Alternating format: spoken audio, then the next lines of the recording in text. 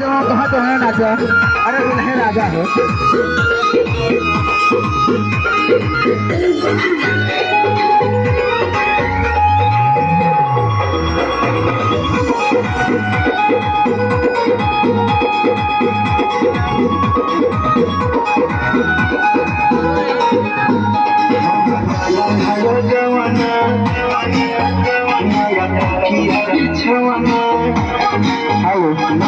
भैया खराब के मालिक हमारी आवाज सुनते हैं कि दूल्हे के लिए कुर्सी लाइए यहाँ पे।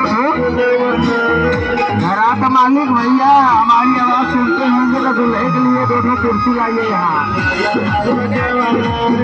खराब का मालिक सुन मिला था भैया।